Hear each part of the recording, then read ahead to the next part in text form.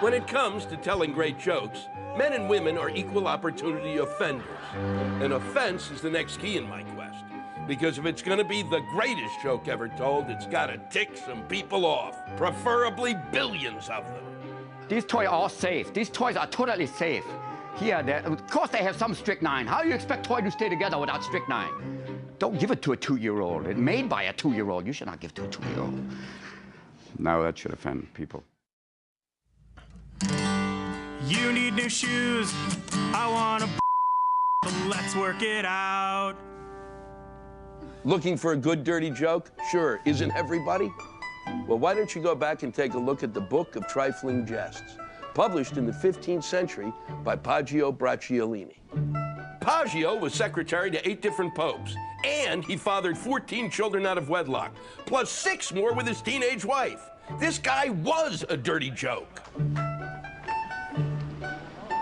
A comic who works blue or dirty can use material that is offensive and be hilarious. Sometimes comics offend with the language they use to punctuate their material. This is where I up. The ugliest woman on earth walks into a store with her 2 children. Clerk at the store says, "Boy, are they twins?" Ugly woman says, "No, one's 14, one's 8. How can they be twins?" Clerk says, "I never could imagine somebody would you twice." So I think there's a lot to be said for dirty jokes. And as a comic, the dirtier joke, the better, because we've heard every other joke. I met my dad's new girlfriend. That's weird for me to say, because for a long time, she was my girlfriend. I'm kidding, she was my sister. No, I'm serious. It's filthy, and it's the bottom of the barrel, and it's edgy, and it's unthinkable, oftentimes. So those we will give the most laugh to. This man walks into an elevator, and a woman says to him, "Can I smell your balls?" And he says, "No." And she goes, "Well, then it must be your feet." An audience, I think, will generally meet a dirty joke with a gasp as opposed to a laugh. But there'll be those 4 or 5 core people that'll get it and they'll love it. I hate dirty jokes. It's boring. We've said them all. Plus, I'm practical and I like to make money. What's the point of the dirty jokes? You can't do them on TV, really. Man goes to the doctor. The doctor says, "You got to stop masturbating." The man says, "Well, why, doc?" He says, "Well, I'm trying to examine you." Plus, I don't know, can't we raise the bar? Can we talk about politics? Can we talk about... What makes a joke dirty? What makes it dirty? Is it the language, or is it sex, or is it... It's, a combination. Or violence? No, I'm fine with violence. Violence. A 40-year-old man and a 10-year-old boy are walking into the woods at night, and the little kid says, "Mister, I'm scared." And the 40-year-old man says, "You're scared? I gotta walk out of here alone." When people are drinking and sitting in a dark comedy club, they want some cussing.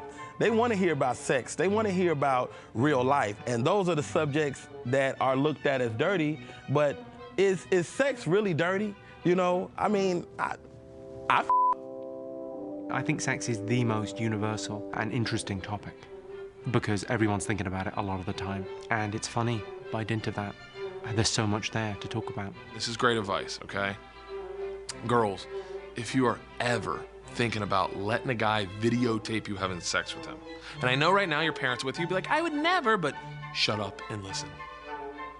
Talk really loud during the entire production and say things like, "It's so small, it smells weird, are you gonna cry this time?" Because he's not showing that tape to anybody. Listen up, kids, here's some history. In 1972, George Carlin was arrested for his 7 dirty words routine, which also led to a Supreme Court case that regulates so-called indecent material on radio and TV to this day. When people refer to you as dirty, what is your reaction to that? I did a routine that a lot of people know because it kind of gave me an identity, which was 7 words you can never say on television. I have to tell you, I don't remember what the 7 dirty words were. So George Carlin's 7 dirty words. I know one was which is key. I was always told as a little boy to look up to soldiers, sailors, and Marines, and to look up to firemen and policemen. And guess how they talk? So apparently these words haven't corrupted them morally. Okay, there's the shit. Damn, mother. That's 5. And they're not dirty. There's no way for a word to have any kind of those characteristics. The words can't hurt you. That was always these words are not harmful. Fart, dip, dog, nut, I don't know. You know, I think was one. Everybody's mom says that when they're mad. Everybody's. It all grows out of religion. It all grows out of fear, shame, and guilt about our bodies that is given to us by this superstition that a lot of people believe. Damn. That's 6. That's all I've got. There's the 7th one. What is it? What is it? Oh. Are you gonna bleep all that? And this is Sigmund Freud. Too much blow, way too much blow. He would say that we repress all our anxieties out of consciousness and that they emerge during therapy, during dreams, during Freudian slips and so on, and also during jokes. And what's interesting about them is when it comes to jokes, he thought that the funniest jokes would actually be ones that have some sense of anxiety arousing material. So the classic Freudian joke from a psychological perspective is a patient says to his psychiatrist, last night I made a Freudian slip, I was having dinner with my mother-in-law, wanted to say, could you please pass the butter? Instead I said, you silly cow, you completely ruined my life. That's it. Well, that's funny. I think it's funny. Yeah, but it should be, listen, you stinking you took everything from me, you piece of, that would be more funny. Okay. Audiences have been laughing at dirty jokes since the 5th century BC, when the Greek comic poet Aristophanes claimed that the only true poets are the ones who please the audience the least. The same applies to comedians. Sometimes what's funniest is what makes us most uncomfortable. Is there any topic that is so untouchable that it can't be joked about? No. But if there is, I'd sure like to touch it. You know what I miss? Drunk and fat jokes. A drunk guy walks up to the host of a party, says, hey, do you guys have green toilet paper that says F you? Because the rule is you can only joke up. And the host goes, no, we don't have that. And he goes, oh, I just wiped my ass with your parrot. And ever since being a drunk or being fat became sad as opposed to result of behavior, that's no longer joking up. You know, you're not joking at the guy who's hoarding all the booze or all the food. You're now, oh, it's genetic. Oh. I think if you have the right personality, I really think you can talk about anything. You know, that's the thing, too. If people go, there's certain subjects, cancer, AIDS, the Holocaust. You can about anything if it's, you know, if you're not making fun of the victims. And it's true. Yeah, I've joked about everything. I've done Holocaust jokes. You have a Holocaust joke? I don't remember what it was. Oh, son of a bitch. That's what I'm searching for. You know, I performed in, you know, Iraq and Afghanistan and cancer wards, and people used to say, oh my gosh, you could never make a cancer joke. Really? Try talking to someone with cancer. That's all they want to do is make fun of cancer. I don't think there is any kind of humor that isn't funny. I've been a lot of places. I recently went to Africa, which is amazing. Just to be on a plane as a black man and know you're on your way to the motherland. I mean, obviously, I don't find racist humor very funny. It's just, I can't express in words. For the white people out there, it would kind of be like if you went to Vermont, had that same feeling in the fall. It's lovely, Vermont in the fall. But, you know, there are funny racist jokes. You can't knock it. There are some. Bam! I'm like, what the? You know you're getting your ass kicked when a punch lands and you go to yourself, wow, that was a good one. And I gotta be honest with you, it was nighttime, so I was at a disadvantage. Yeah. Groan if you want. Groaning means you've never fought a black guy at night. That's what that means. White people are just disingenuous people, I believe. I think that they will laugh at that if they're not other people to judge them. Oh, they're editing themselves. That's the thing. Audiences are always editing themselves. They'll always look at their... You like, if you do a joke and there's a black person in the audience, they'll all look to the black person. They'll go... Make sure yeah. And they'll go, oh, the black person's laughing. But if they're not laughing, they're like, oh, no, we can't laugh at that. It's like fighting Predator, just...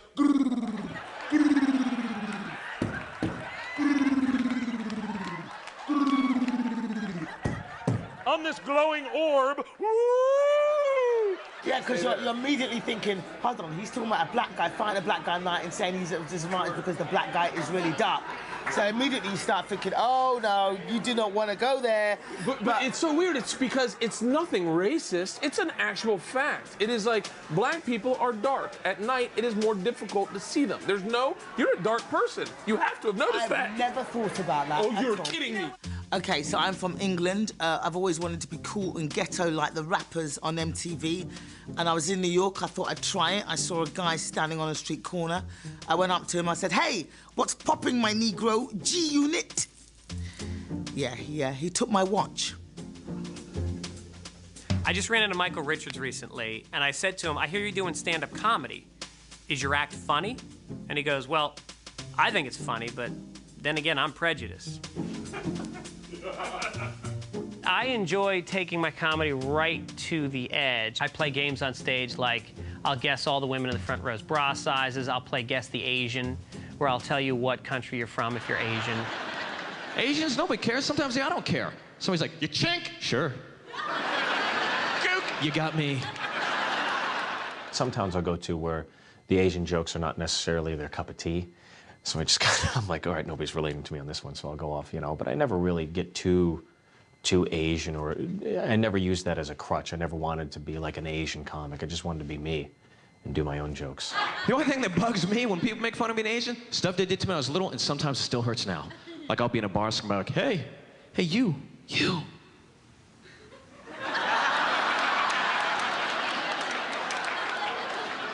Oh my God. Because how do I respond to that? How do I come back at that? Is that what you're gonna do that?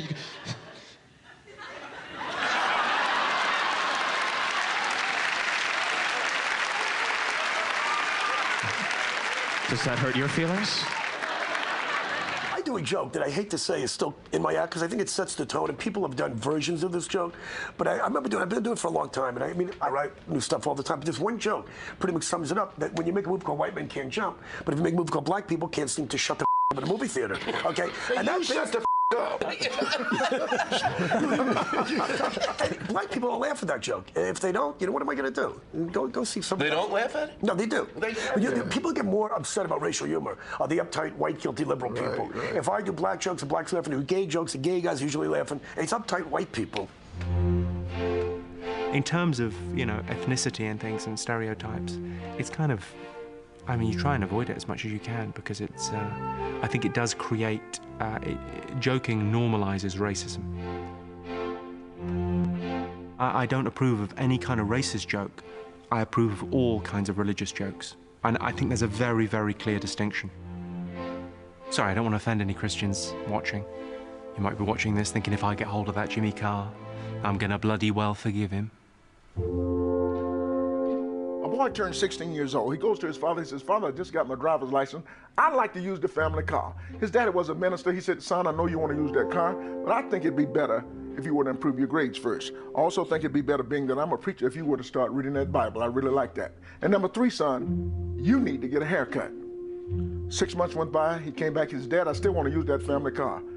His dad said, son, I am so proud of you. You have no idea. Your grades have improved tremendously so. And I've been watching you. Oh, you've been reading the Bible. I am so happy. But son, you still need to get a haircut. He said, Dad, thank you for making me read that Bible. He said, but do you know, Daddy, when I was reading that Bible, I read that Samson had long hair. And I kept reading the Bible. Moses had long hair. And even Jesus had long hair. And his dad looked at him and said, and if you noticed, everywhere they went, they walked. I got a question for you, old learned one. What's that? What kind of material do we not cover in the show? Oh, like what's not funny, what's taboo? Yeah. Religious jokes. Oh, yeah. Unless it's about, the guys over in the third world countries and yeah, I do that. That's not good. I don't care. That's a suicide bomber. That's nice. I gotta say, it's a bad time to be from the Middle East. In fact, I read a statistic on CBS.com that said right after 9/11, hate crimes against Arabs and Middle Eastern people and Muslims went up over 1,000%. Yeah, which apparently still put us in 4th place behind blacks, gays, and Jews. You know, my comedy normally comes from, like, uncomfortable situations. Being named Ahmed, having to fly through airport security, being arrested, being detained, being profiled, having Muslim parents. We're still in 4th place.